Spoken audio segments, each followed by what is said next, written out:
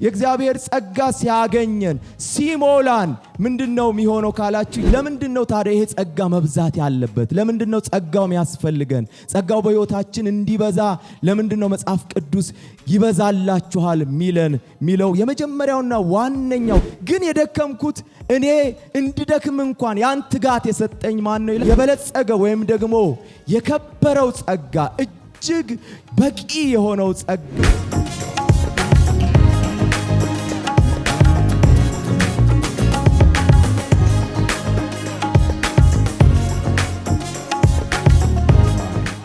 አባት ሆይ እናመሰግንሃለን።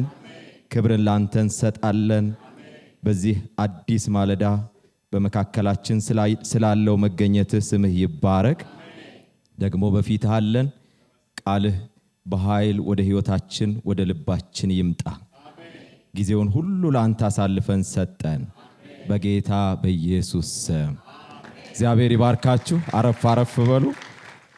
ጌታ ስሙ ይባረክ። ሁላችሁንም በጌታ በኢየሱስ ስም ሰላም እላችኋለሁ። እየተከታተላችሁን ያላችሁ የእሁድ የአምልኮ ማለዳችን ደግሞም እግዚአብሔር በዚህ ወር እንደተናገረን የምንስፋፋበትን ቅባት የምንካፈልበት ማለዳ ነው። ክብር ለእግዚአብሔር ይሁን። ሃሌሉያ። ለዚህ እግዚአብሔር ስለረዳን ስሙ ለዘላለም የተባረከ ይሁን። በእናንተም ፊት ይህን የእግዚአብሔር የከበረ ቃል እጄ እንድቆም የረዳኝ እግዚአብሔር የተባረከ ይሁን። እንዲሁም ቤተክርስቲያንና ፓስተሬን አመሰግናለሁ። ወደ እግዚአብሔር ቃል እንሄዳለን። እግዚአብሔር በዚህ ወር እንደተናገረን ኢሳይያስ ምዕራፍ 54 ላይ የተናገረን የከበረ ቃል አለ። ያ ደግሞ በሱ ጸጋ በሱ ኃይል ወደኛ ያለመከልከል ይለቀቃል። ስሙ ይባረክ። ክፍሉን አነባለሁ። የትንቢታዊ ቃሉ ያለበት ክፍል ምዕራፍ 54 ቁጥር 2 ላይ የድንኳንሽን ስፍራ አስፊ፣ መጋረጃዎችሽም ይዘርጉ፣ አትቆጥቢ፣ አውታሮችሽን አስረዝሚ፣ ካስማዎችሽንም አጽኚ፣ በቀኝና በግራ ትስፋፊያለሽና ዘርሽም አሕዛብን ይወርሳልና የፈረሱትንም ከተሞች መኖሪያ ያደርጋልና ይላል። ስሙ ይባረክ። እግዚአብሔር እንደተናገረው በሕይወታችን ያደርጋል። ስሙ ይባረክ። እግዚአብሔር የላከው ቃል የሚሰራ ቃል ነው። እግዚአብሔር የሚልከው የሚሰራውን ቃል ወደኛ መጥቶ የመጣበትን ዓላማ የሚፈጽም ቃል ነው የተናገረን። ስሙ ይባረክ። ዛሬ ከኔ ጋር ጥቂት ጊዜ አብረን እንድንከፋፈል ያስኩት ርዕስ ጸጋን ያበዛልሃል በሚል ርዕስ እናያለን። ስሙ ይባረክ። ሃሌሉያ። እግዚአብሔር ከያዘልን መስፋፋት ጋር፣ እግዚአብሔር ከያዘልን መብዛት ጋር፣ እግዚአብሔር ከያዘልን መጨመር ጋር ወደዛ የሚያመጣንን የሱን ጸጋ ያበዛልናል። ስሙ ይባረክ።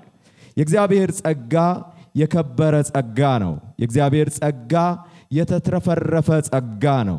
የእግዚአብሔር ጸጋ ከሁሉ በላይ ባለጠጋ የሆነ ጸጋ ነው። የእግዚአብሔር ጸጋ ልዩ ልዩ ገጽታ ያለው የእግዚአብሔር ጸጋ ነው። የእግዚአብሔር ጸጋ በእግዚአብሔር ቃል እንደምናውቀው ለሁሉ ነገራችን በቂ የሆነ ጸጋ ነው።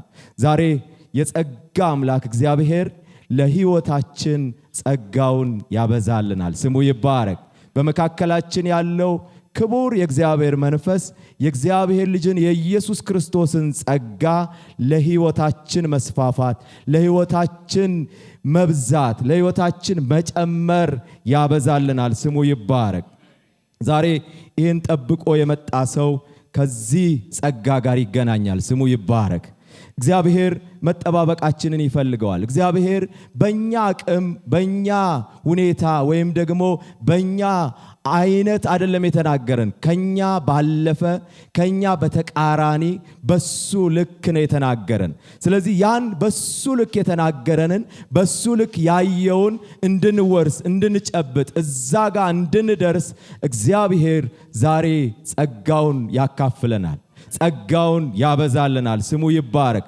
ለምን? እሱ አምላካችን የጸጋ ሁሉ አምላክ ነው። የእግዚአብሔር ቃል በአንደኛ ጴጥሮስ ላይ የሚነግረን እሱን ነው። በክርስቶስ ኢየሱስ ወደ ዘላለም ክብሩ የጠራችሁ የጸጋ ሁሉ አምላክ ይላል። ክብር ለስሙ ይሁን። ሃሌሉያ። ይሄን ጸጋ ከሱ ሙላት እንካፈላለን። ከሱ ከሞላው ከሱ ወደኛ ጉድለት ይፈሳል። ዛሬ ስሙ ይባረክ። እግዚአብሔር በመካከላችን አለ። መንፈስ ቅዱስ ከኛ ጋር አለ። እግዚአብሔር መንፈስ ቅዱስ የልጁን የኢየሱስ ክርስቶስን ጸጋ ወደ እያንዳንዳችን ያፈሰዋል። ወደ እያንዳንዳችን ሁኔታ፣ ወደ እያንዳንዳችን ሕይወት ይለቀዋል። ስሙ ይባረክ። ለምን? እሱ የጸጋ አምላክ ነው። የእግዚአብሔር ቃል ምን ይላል? ዮሐንስ ወንጌል ላይ ከእርሱ ሙላት ሁላችን በጸጋ ላይ ጸጋን ተቀብለናል ይላል። ሃሌሉያ። ይሄ ከጌታ ከኢየሱስ ክርስቶስ ሙላት የሚፈሰው ጸጋ ዛሬም በሕይወታችን ውስጥ ለሚያስፈልገን ነገር ሁሉ ይለቀቅልናል። ስሙ ይባረክ። ሃሌሉያ። ለምን? እግዚአብሔር እንደተናገረው በዚህ ወር በፍቅሩ ወደኛ የመጣበት ጊዜ ነው።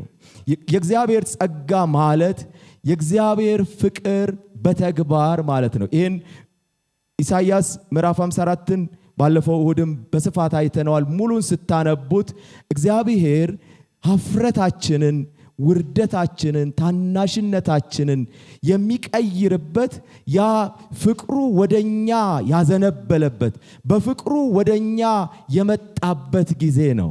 ያ ጸጋ ማለት እግዚአብሔር በፍቅር ወደኛ የመጣበት፣ እግዚአብሔር በምህረቱ ወደኛ የመጣበት፣ እግዚአብሔር በቸርነቱ ወደኛ የመጣበት ጊዜ ነው።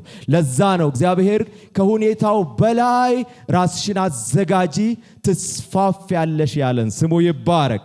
ሃሌሉያ። የእግዚአብሔር ስም ይባረክ። እግዚአብሔር ከሁኔታዎቻችን በተቃራኒ ሁልጊዜም እንድንስፋፋ፣ እንድንበዛ፣ ደግሞም በሁሉ ላይ እንድንገዛ የሚፈልግ አምላክ ነው። ለዛ ነው እግዚአብሔር ወደኛ በፍቅሩ በተግባር የመጣው። ስሙ ይባረክ።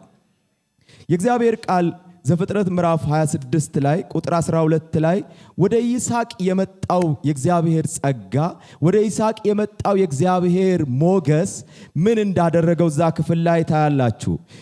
የእግዚአብሔር ቃል ምዕራፍ 26 12 ላይ ይስሐቅም በዚያች ምድር ዘርን ዘራ፣ በዚያችም ዓመት 100 እጥፍ አገኘ፣ እግዚአብሔርም ባረከው፣ ባለጠጋ ሰውም ሆነ፣ እጅግ እስኪበልጥ ድረስም እየጨመረ ይበዛ ነበረ ይላል። ይሄ አሁን ያ የነበረበት ሁኔታን ታውቃላችሁ። ያው ይስሐቅ በጌራራ በነበረበት ስፍራ ላይ፣ ድርቅ በሆነበት ስፍራ ላይ፣ ሁኔታው ተቃራኒ በነበረበት ጊዜ ላይ ነው የእግዚአብሔር ጸጋ ወደሱ ሲመጣ፣ የእግዚአብሔር ሞገስ ወደ ይስሐቅ ሕይወት፣ የእግዚአብሔር በረከት ከጸጋው የተነሳ እግዚአብሔር ሲባርከው ከሁኔታው በላይ በ100 እጥፍ እንዲበዛ እጅግ እንዲጨምር ያደረገው። ክብር ለእግዚአብሔር ይሁን። ያን ጸጋ ዛሬ እንካፈላለን። ያን ጸጋ እግዚአብሔር ያፈስልናል። በዛ ጸጋ እግዚአብሔር ይገናኘናል። በክርስቶስ ኢየሱስ የበለጸገ ወይም ደግሞ የከበረው ጸጋ፣ እጅግ በቂ የሆነው ጸጋ ተገልጦልናል። ስሙ ይባረክ። ክርስቶስ የሰራልን ለሁሉ ነገራችን በቂ ነው። ያ ጸጋ ግን በመንፈስ ቅዱስ አማካኝነት ወደ እያንዳንዳችን የሕይወት ጉዳይ ይመጣል። ዛሬ ይገናኘናል። ተዘጋጅታችኋል ወይ? ከመንፈሱ ከጸጋው ለመካፈል ተዘጋጅታችኋል? እግዚአብሔር ጸጋን ያበዛላችኋል። ዛሬ በዚህ እሁድ ማለዳ የእግዚአብሔር ጸጋ ይገናኛችኋል። እግዚአብሔር ጸጋውን ያትረፈርፍላችኋል።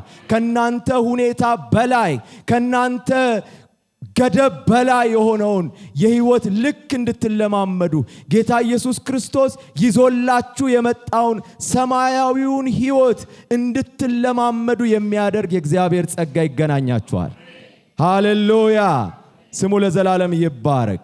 የእግዚአብሔር ጸጋ መብዛት፣ የእግዚአብሔር ጸጋ በሕይወታችን መትረፍረፍ ለምን ያስፈልጋል ካላችሁኝ፣ እኛ ውስኖች ነን፣ አቅማችን የተገደበ ነን።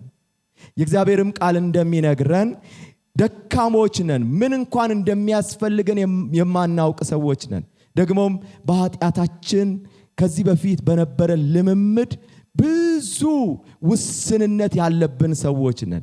ደግሞም ፍጹሞች አይደለንም። የእግዚአብሔር ጸጋ በሕይወታችን ሁል ጊዜ እንዲበዛልን ነው ኢየሱስ ራሱን አሳልፎ የሰጠን። ያ ጸጋ ሲበዛልን ምንድነው የሚሆነው? ያ የተካፈልነውን ሕይወት፣ መንፈሳዊውን ሕይወት የምንኖርበትን የምናደርግበትን አቅም ሊያበዛልን ነው የተለቀቀልን። ስሙ ይባረክ፣ ክብር ለስሙ ይሁን። የእግዚአብሔር ቃል ሁለተኛ ቆሮንቶስ ላይ ምዕራፍ 3 ቁጥር 5 እንደዚህ ይላል፣ ብቃታችን ከእግዚአብሔር ነው እንጂ በገዛ እጃችን እንደሚሆን አንዳችን እንኳ ልናስብ ራሳችን የበቃን አይደለንም። እሱም ደግሞ በመንፈስ እንጂ በፊደል ለማይሆን ለአዲስ ኪዳን አገልጋዮች እንሆን ዘንድ አበቃን። ፊደል ይገላልና መንፈስ ግን ሕይወትን ይሰጣል ይላል።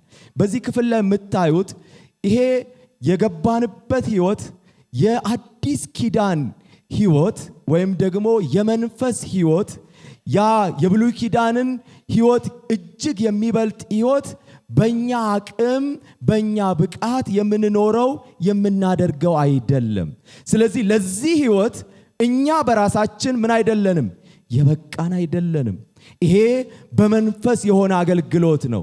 ይሄ የእግዚአብሔርን ጸጋ፣ የእግዚአብሔርን ብቃት፣ የእግዚአብሔርን ኃይል የሚፈልግ አገልግሎት ነው። ስለዚህ የበቃን አይደለንም። ሁልጊዜ ጸጋ የሚያስፈልገን፣ እንዲበዛልን እንዲትረፈረፈልን የሚያስፈልገን ጊዜ ላይ ነን። ለምን? አገልግሎታችን ይብን የአዲስ ኪዳን አገልግሎት ነው። የመንፈስ አገልግሎት ነው። የሕግ አገልግሎት አይደለም። በመንፈስ የሆነ አገልግሎት ነው። ዘሩባቤልን ታስታውሳላችሁ። የእግዚአብሔር ቃል ወደሱ ሲመጣ በዘካርያስ ምዕራፍ 4 ላይ በመንፈሴ እንጂ በኃይልና በብርታት አይደለም። የእግዚአብሔር መንፈስ በፊት ያለውን የትኛውንም ተራራ፣ በፊታችን ያለውን የትኛውንም ገደብ፣ በፊታችን ያለውን የትኛውንም ውስንነት ለማንሳት በጣም አስፈላጊ ነው። ለዛ ነው የእግዚአብሔር ጸጋ በሕይወታችን በየቀኑ የሚያስፈልገን፣ በየቀኑ እንዲበዛልን እንዲትረፈረፍልን የሚያስፈልገው። ለምን ካላችሁኝ ይሄ አሁን ያለንበት አገልግሎት የመንፈስ አገልግሎት ነው። ከፍ ያለ አገልግሎት ነው። የእግዚአብሔር ቃል አሁን በነገርኳችሁ ዘካርያስ ላይ በመንፈሴ እንጂ በኃይልና በብርታት አይደለም ይላል የሰራዊት ጌታ እግዚአብሔር። ታላቅ ተራራ ሆይ አንተ ምንድነህ? በዘሩባቤል ፊት ደልዳላ ሜዳ ትሆናለህ። ሰዎችም ሞገስ ሞገስ ይሁንለት ብለው እየጮሁ እርሱ መደምደሚያውን ድንጋይ ያወጣል ይላል። የእግዚአብሔር ሞገስ፣ የእግዚአብሔር ጸጋ የጀመራችሁትን ነገር ከዳር እንድታደርሱ ብቃትን ይሰጣችኋል፣ አቅምን ይሰጣችኋል። ይሄ የጀመርነው ሕይወት ከክርስቶስ ጋራ የጀመርነው ጉዞ የእግዚአብሔርን ጸጋ መብዛት፣ የእግዚአብሔርን ሞገስ መብዛት የሚጠይቅ ጉዞ ነው። ተራ ጉዞ አይደለም። የሕግ አገልግሎት አይደለም የተጀመረው። ይሄኛው ጉዞ በእኛ አቅም የምንወጣው አይደለም። ለዛ ነው የእግዚአብሔር ጸጋ በሕይወታችን በየዕለቱ መብዛት ያለበት። ስለዚህ እግዚአብሔር በዚህ ወር እንደተናገረን የምንስፋፋበትን፣ የምንጨምርበትን፣ የምንገዛበትን፣ ደግሞም የምንኖርበትን ብቃት ያበዛልናል። ስሙ ይባረክ። ሃሌሉያ። እግዚአብሔር ጸጋውን በሕይወታችን ሲያበዛልን፣ የእግዚአብሔር ጸጋ ሲያገኘን ሲሞላን ምንድነው የሚሆነው ካላችሁ የእግዚአብሔር መልካሚቱ እጅ በእኛ ላይ ትሆናለች። የእግዚአብሔር መገኘትና ኃይል ከኛ ጋር ይሆናል። ያን ጊዜ ደጆች ይከፈታሉ። ያን ጊዜ የተወሰነብን ገደብ የተጣለብን ነገር ሁሉ ከፊታችን ይነሳል። ያን ጊዜ እግዚአብሔር ወዳየልን ስፍራ መግባት ይሆንልናል። ክብር ለስሙ ይሁን። የእግዚአብሔር ጸጋ በሕይወታችን ሲበዛ የእግዚአብሔር አቅርቦትን ይዞ ወደ ሕይወታችን ይመጣል። የእግዚአብሔርን ጥበብ የእግዚአብሔርን ምሪት ወደ ሕይወታችን ይዞ ይመጣል። ክብር ለስሙ ይሁን። ሃሌሉያ።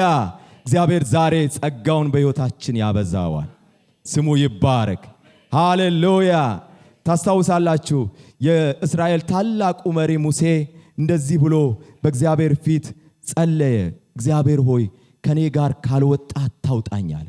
መገኘት ከኔ ጋር ካልሆነ አንተ ከኔ ጋር ካልወጣ እንዲሁ አታውጣ። ለምን? እሱ ተለማምዶታል። የእግዚአብሔርን መገኘት የእግዚአብሔርን ጸጋ የእግዚአብሔርን ሞገስ የተለማመደው ሙሴ ከሱ አብሮት እንዲወጣ ማንን ከኔ ጋር ትልካለህ ሲል ሲጠይቅ ታያላችሁ። ዘጸአት 33ም ላይ ምን ይላል? እግዚአብሔር ምን ብሎ መለሰለት? በፊቴ ሞገስ አግኝተሃል አለው።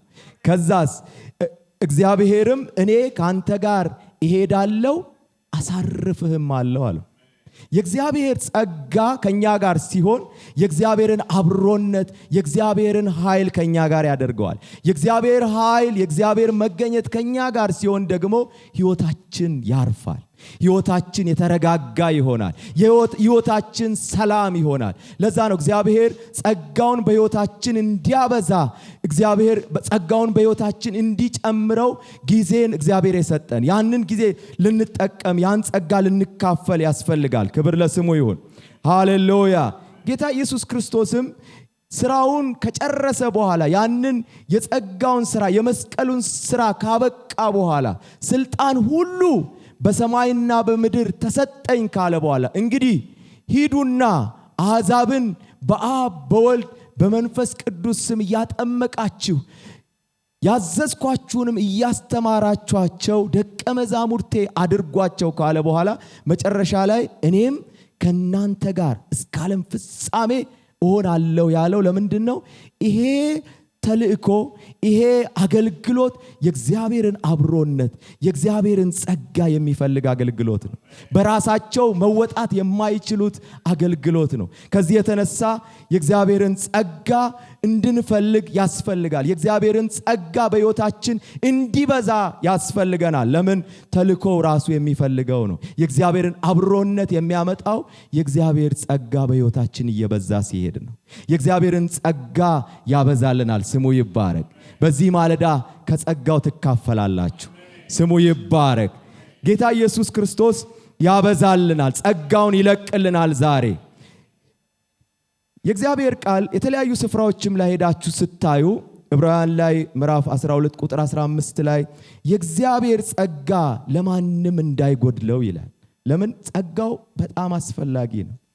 ለማንም እንዳይጎድል ማለት የሚያጎድል ነገር አለ። እዛ ክፍል ላይ ስታዩት ያ ስር በቅሎ ማለት የአሜከላው በቅሎ ያንን ጸጋ እንዳያስቀረው እንዳይበዛ በሕይወታችሁ እንዳትለማመዱት እንዳያደርግ ማንም ከዚህ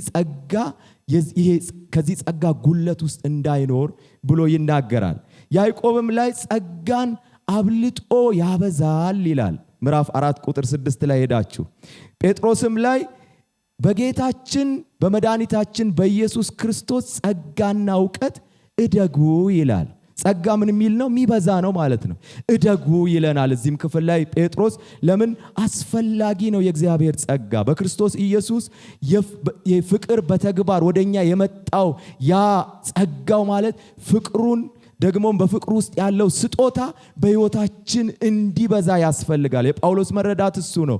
የእግዚአብሔር ፍቅር የእግዚአብሔር የፍቅሩ ስጦታ ማለት ነው የእግዚአብሔር ጸጋ።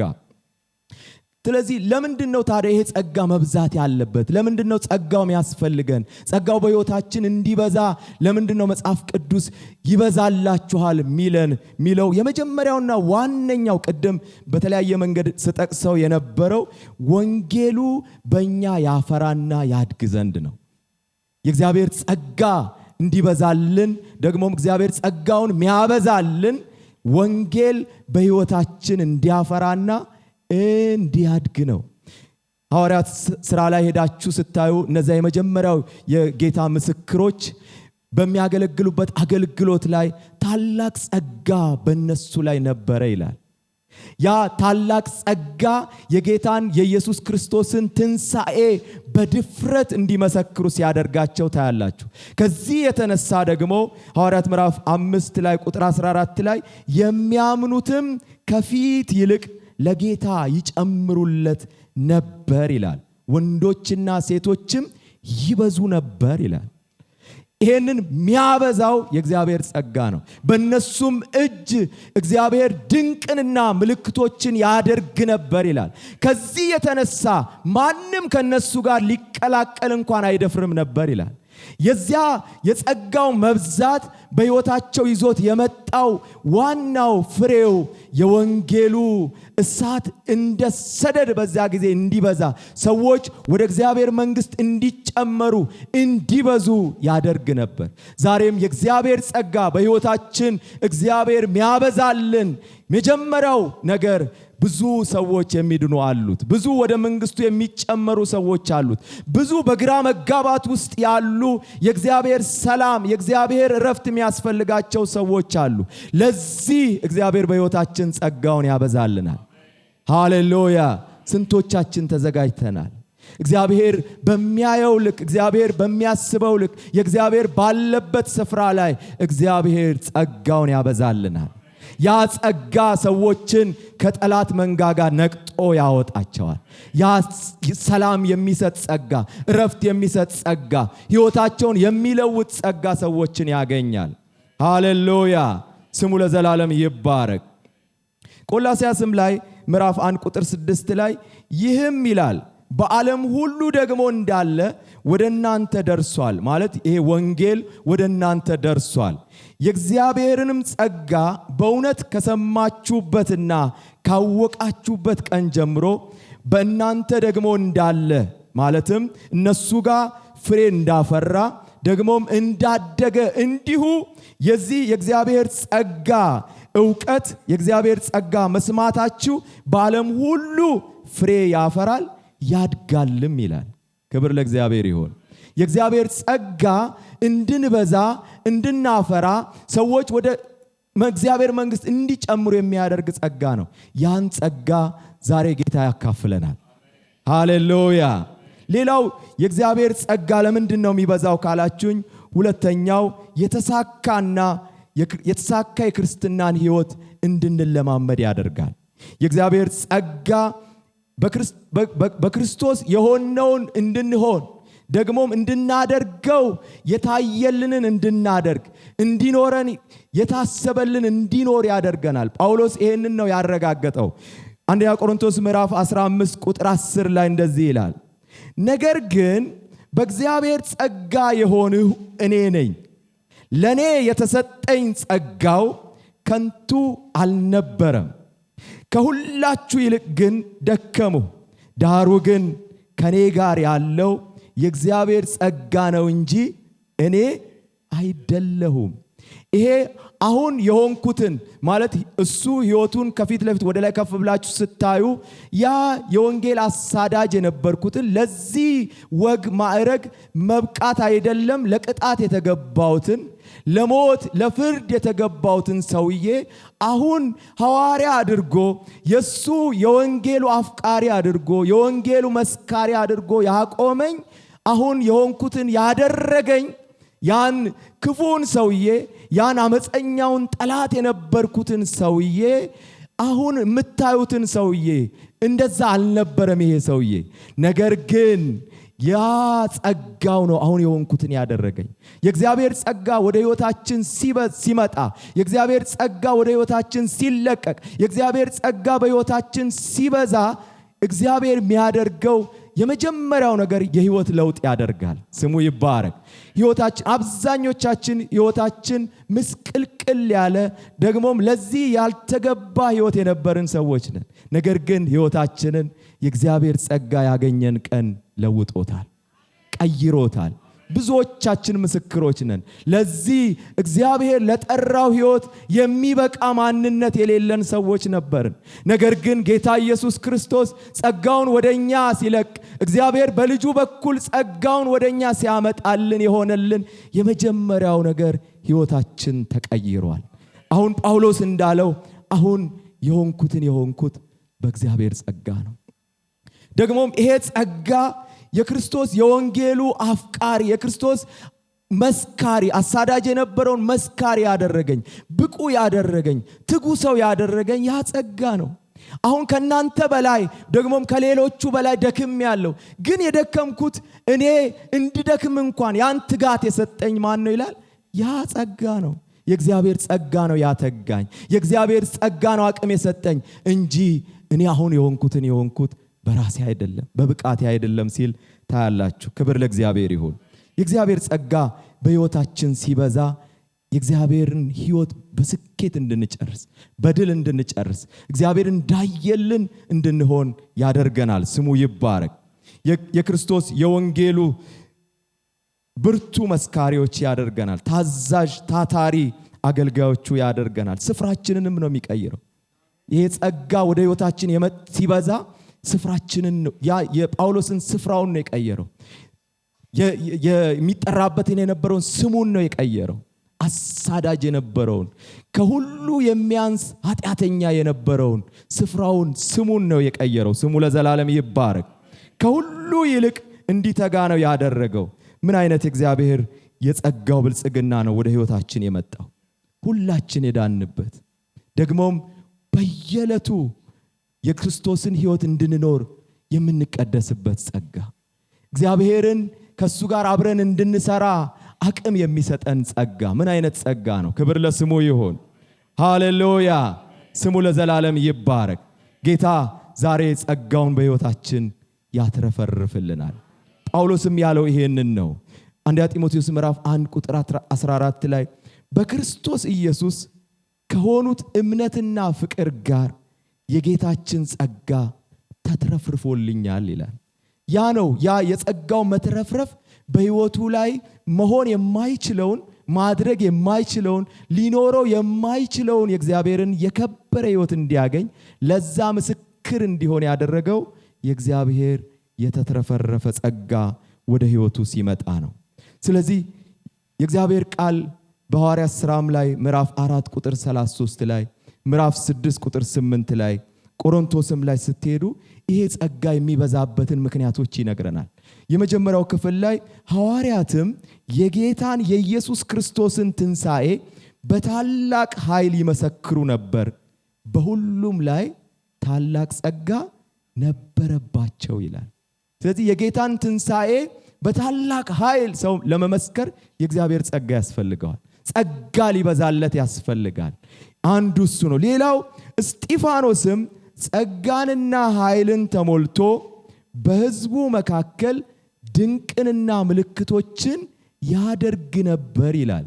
አሁንም ይሄ በክርስቶስ ኢየሱስ ያገኘው ጸጋ ለፈውስ፣ ለምልክቶች፣ ለድንቆች ብቁ የሆነበት ጸጋ ነው። እግዚአብሔር በጸጋው ዛሬ ይሞላናል። ስሙ ይባረክ። ጸጋውን ያበዛልናል። ለብዙዎች መዳን ምክንያት እንሆናለን። ለብዙዎች ነፃ መውጣት፣ ለብዙዎች መፈወስ ምክንያት እንሆናለን። ይህን ጸጋ ጌታ ያበዛልናል። ሃሌሉያ። ሌላው ሁለተኛ ቆሮንቶስ 9 ምዕራፍ 8 ቁጥር እስከ 9 ላይ ለጋስ ያደርጋል። ይሄ ጸጋ ወደ ሕይወታችን ጸጋ ሲፈስ ሲበዛ ከሁኔታችን በላይ ለጋሶች ያደረጋል። እዛ ክፍል ላይ የምታዩት እሱን ነው። እነዛ በመቄዶንያ ዙሪያ የነበሩ አብያተ ክርስቲያናት ከድህነታቸው ጥግ ልግስናን እንዲያረጉ ወይም ደግሞ ለሌሎች እንዲቆረሱ እንዲተርፉ ያደረጋቸው የእግዚአብሔር ጸጋ በስቶላቸው ነው። ስሙ ይባረክ። የእግዚአብሔር ጸጋ ሲበዛ እሱን ያደርጋል። በተነ፣ ለምስኪኖችም ሰጠ፣ ጽድቁ ለዘላለም ይኖራል ተብሎ እንደተጻፈ እግዚአብሔር ሁል ጊዜ በነገር ሁሉ ብቃትን ሁሉ አግኝታችሁ ለበጎ ሥራ ሁሉ ትበዙ ዘንድ ጸጋን ሁሉ ያበዛላችኋል። ለበጎ ሥራ ሁሉ ብቃትን የምናገኘው የእግዚአብሔር ጸጋ በሕይወታችን ሲበዛ ነው። ዛሬ እግዚአብሔር ጸጋ ያገኘናል። ብቁ የሚያደርግ እግዚአብሔር ጸጋ። ሃሌሉያ። ስሙ ለዘላለም የተባረከ ይሁን። የኔ ድርሻ ታዲያ ምንድነው መሆን ያለበት? እንግዲህ ቅድም የጠቀስኩላችሁ ታላቁ የእስራኤል መሪ ሙሴ ሕይወቱን ታውቃላችሁ። እሱ የእግዚአብሔርን ጸጋ በኃይል የተለማመደ ሰው ነው። እግዚአብሔርን ፊት ለፊት ያናገረው ሰው ነው። እግዚአብሔር ከፈርዖን የሞት ዕቅድ በጸጋው እንደታደገው የተረዳ ሰው ነው። ደግሞም በምድር ላይ ካሉ በዚያው ከነበሩ ሰዎች ሁሉ ትሁት የተባለ ሰው ነው።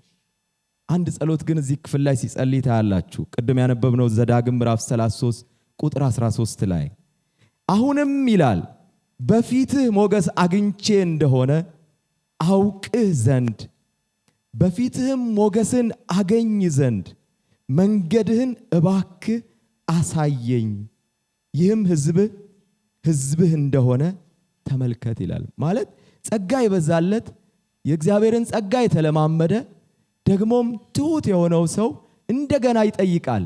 ያን አንተን አውቅህ ዘንድ ደግሞም ሞገስህ ከኔ ጋር ሁልጊዜ የሚሆንበትን መንገድ አስተምረኝ ይላል፣ አሳየኝ ይላል። ሁልጊዜ ጸጋ የበዛለት ሰው ነው እግዚአብሔርን አብሮነት፣ የእግዚአብሔርን እጅ፣ የእግዚአብሔርን መገኘት በሕይወቱ ላይ የሚለማመደው። ጸጋ የበዛልሽ አይደል ያላት ቅድስት ድንግል ማርያምን ጸጋ የሞላብሽ ማለት የከበረውን የእግዚአብሔርን ዓላማ ፈጻሚ የሚሆን ሰው የእግዚአብሔር ጸጋ የበዛለት ሰው፣ የእግዚአብሔር ጸጋ ያገኘው ሰው ነው። የእግዚአብሔር ጸጋ በሕይወቱ የበዛ የሚሄድ ሰው እግዚአብሔር ለትልቅ ዓላማ የሚያጨው ሰው ነው። እግዚአብሔር ለትልቅ ፕሮግራሙ የሚያስበው ሰው ነው። ስለዚህ ሁልጊዜ ጸጋ የሚጎድለን ሳይሆን ጸጋ የሚበዛልን ሰዎች ልንሆን ያስፈልገናል። ያን ደግሞ ከነዚህ ከትሁት መሪዎች ነው የምንማረው። ይሄ የመጀመሪያው ትሁት ሰው ታላቁ ሰው ሙሴ ያሳየን አንድ እውነት ምንድነው? ጸጋን የሚያበዛው መንገድ የትህትና መንገድ ነው። የእግዚአብሔርም ቃል ሁልጊዜም ጸጋ ከሙላት ነው ወደ ጎደሎነት የሚመጣው።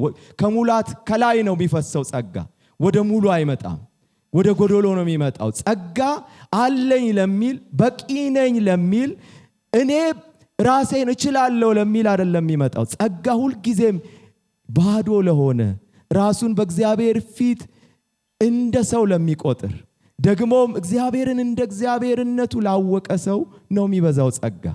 ለትሁት ሰው ጸጋ ይበዛል። የእግዚአብሔር ቃል የሚነግረን እሱ ነው። እግዚአብሔር ትዕቢተኞችን ይቃወማል፣ ለትሁታን ግን ጸጋን ያበዛል። ትሁታን ማን ናቸው ካላችሁ ራሳቸውን እንደ ሰውነታቸው ያወቁ፣ እግዚአብሔርን እንደ እግዚአብሔርነቱ ያወቁ፣ ሁልጊዜም እግዚአብሔር እንደሚያስፈልጋቸው የዚህ ጸጋ ጥገኞች የሆኑ ሰዎች ከሙላቱ ይቀበላሉ። እግዚአብሔር ሙሉ ካደረገው ከዛ ከሙላቱ ተቀብለን ነው የሚለው። ጌታ ኢየሱስ ክርስቶስ ሙሉን ጸጋ ከእግዚአብሔር ተቀብሎልናል። ከሱ ደግሞ እንድንቀበል ሁልጊዜ እግዚአብሔርን በትህትና ልንከተለው ያስፈልጋል። የእግዚአብሔር ቃል የሚነግረን እሱን ነው። ሰው ሆይ መልካሙን ነግሮሃል። ሚክያስ ምዕራፍ 6:8 ላይ እግዚአብሔር ካንተ ዘንድ የሚሻው ምንድን ነው? ከአምላክህ ጋር በትህትና ትሄድ ዘንድ አይደለምን? ክብር ለእግዚአብሔር ይሁን። ስለዚህ ትህትና አንዱ ጸጋን የሚያበዛ መንገድ ነው። በእግዚአብሔር ፊት በትህትና ስንሆን ደግሞም በእግዚአብሔር ፊት በትህትና ስንራመድ እግዚአብሔር በሕይወታችን ጸጋውን ያበዛልናል። ሌላው እግዚአብሔር በሰጠን የሕይወት መስመር ላይ መንገድ ላይ በታዛዥነት መሄድ ጸጋን በሕይወታችን ያበዛዋል። ክብር ለስሙ ይሁን። ዘዳግም ምዕራፍ 5 ቁጥር 33 ላይ ምን ይላል? በሕይወት እንድትኖሩ መልካምም እንዲሆንላችሁ በምትወርሷትም ምድር ዕድሜያችሁ እንዲረዝም እግዚአብሔር አምላካችሁ ባዘዛችሁ መንገድ ሁሉ ሂዱ ይላል። ማለት በሕይወት መኖር፣ ስኬት፣ የዕድሜ መርዘም እነዚህ የጸጋ ውጤቶች ናቸው። እግዚአብሔር በሰው ልጆች ሕይወት ውስጥ ጸጋን ሲያበዛ ነው ዕድሜ የሚበዛው። የእግዚአብሔር ጸጋ ሲያገኘን ነው ምንሳካው፣ ምንከናወነው፣ እግዚአብሔር ወዳየልን ስፍራ የምንገባው።